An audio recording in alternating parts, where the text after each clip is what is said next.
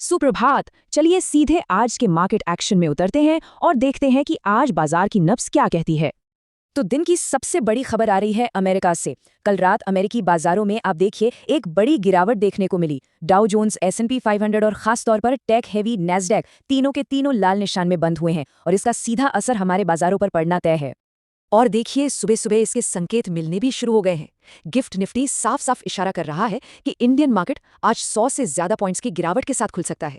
तो सवाल ये है कि आखिर ये सब हो क्यों रहा है और भारत के लिए इसके क्या मायने हैं।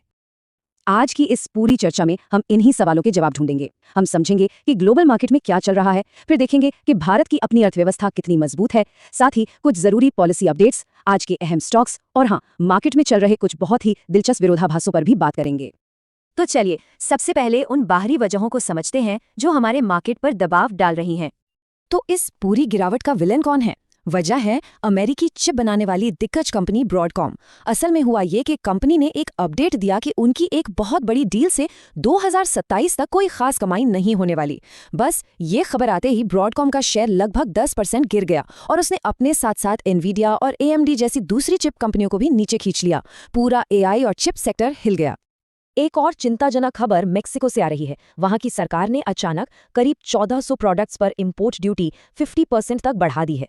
अभी उन सभी देशों पर लागू होगा जिनका मेक्सिको के साथ फ्री ट्रेड एग्रीमेंट नहीं है और भारत भी उन्हीं में से एक है।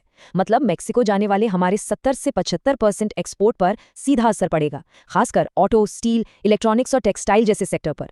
भारत ने भी इस पर कड़ी आपत्ति जताई है और कहा है कि वो इसका जवाब जरूर देगा। तो एक तरफ तो ये सब ग्लोबल टेंशन्स चल रही हैं, लेकिन दूसरी तरफ जब हम भारत को देखते हैं तो यहाँ की कहानी कुछ और ही है। चलिए देखते हैं कि हमारी अपनी अर्थव्यवस्था में क्या चल रहा है जो इन बाहरी तूफानों से हमें बचा सकती है। जरा इस नंबर को देखिए, 0.7%। यकीन करना मुश्किल है लेकिन ये सच है। नवंबर महीने में भारत की रिटेल महंगाई सिर्फ इतनी सी थी। ये लगातार तीसरा महीना है जब महंगाई RBI के सबसे निचले टारगेट यानी 2% से भी नीचे है। ये इकोनॉमी के लिए एक जबरदस्त पॉजिटिव साइन है। और इसी सिचुएशन को RBI ने नाम दिया है गोल्डीलॉक्स पीरियड। मतलब एक ऐसी आइडियल सिचुएशन जहां ग्रोथ तो तेज हो रही है लेकिन महंगाई वो पूरी तरह से काबू में है। किसी भी इकोनॉमी के लिए इससे बेहतर और क्या हो सकता है। चलिए अब कुछ पॉलिसी और ट्रेड से जुड़ी जरूरी खबरों पर नजर डालते हैं जिनका सीधा असर बिजनेस और मार्केट पर पड़ने वाला है। एक बड़ा अपडेट GST को लेकर है। 15 दिसंबर से एक नया नियम लागू हो रहा है। इसके तहत 5 करोड़ से ज्यादा टर्नओवर वाले सभी बिजनेस को अब ई-वे बिल जनरेट करने से ठीक पहले इनवॉइस बनाना ही होगा। सरकार का मकसद साफ है, इनवॉइस और ट्रांसपोर्ट डेटा में कोई भी गड़बड़ी ना हो, उसे रोकना। इसी बीच इंडिया और फ्रांस के बीच एक नई ट्रीटी को लेकर भी बाजार में हलचल है। लीक हुए डॉक्यूमेंट्स के हिसाब से इसमें दो बड़ी बातें हैं। अच्छी खबर यह है कि इंडिया में फ्रेंच कंपनियों के लिए डिविडेंड पर टैक्स 10% से घटाकर 5% हो जाएगा। लेकिन चिंता की बात यह है कि फ्रेंच FIIs को कैपिटल गेन्स पर जो टैक्स छूट मिलती थी वो खत्म हो सकती है और इसका असर करीब $21 बिलियन के इन्वेस्टमेंट पर पड़ सकता है। इन सब चिंताओं के बीच एक्सपोर्ट्स के मोर्चे से एक बहुत ही सरप्राइजिंग और अच्छी खबर है। पता है क्या? अमेरिका के 50% टैरिफ के बाद भी नवंबर में भारत का जेम्स एंड ज्वेलरी एक्सपोर्ट 20% बढ़ गया। ऐसा लगता है कि हमारे एक्सपोर्टर्स ने हांगकांग, चीन और मिडल ईस्ट के जरिए नए रास्ते खोज निकाले हैं। कहते हैं ना, व्यापार अपना रास्ता खुद बना लेता है। चलिए आप फटाफट एक नज़र उन स्टॉक्स और सेक्टर्स पर डाल लेते हैं जो आज खबरों में छाए रहने वाले हैं। तो स्विगी ने QIP से 1000 करोड़ रुपए और जुटा लिए हैं और अब उनके पास क्विक कॉमर्स की जंग लड़ने के लिए 17,000 करोड़ रुपए का भारी भरकम फंड तैयार है।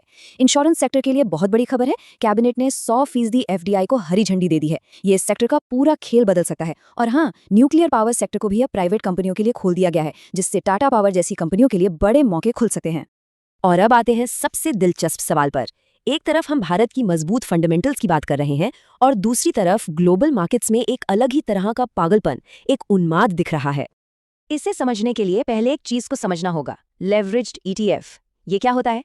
एकदम आसान भाषा में समझें तो ये एक ऐसा फंड है जो उधार लेकर और डेरिवेटिव्स का इस्तेमाल करके आपके रिटर्न को 2 गुना या 3 गुना कर देता है।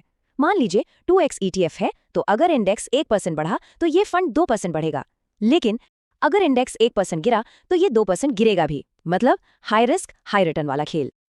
अब जरा ये देखिए, ये आंकड़े चौंकाने वाले हैं। 2019 में ऐसे सिर्फ 5 लेवरेज्ड ETF हुआ करते थे और आज इनकी संख्या बढ़कर लगभग 240 हो गई है। ये बेतहाशा उछाल दिखाता है कि एआई स्टॉक्स को लेकर किस कदर दीवानगी छाई हुई है, और कई एनालिस्ट्स को लगता है कि ये एक बहुत बड़े बबल, एक बड़े गुब्बारे का संकेत है।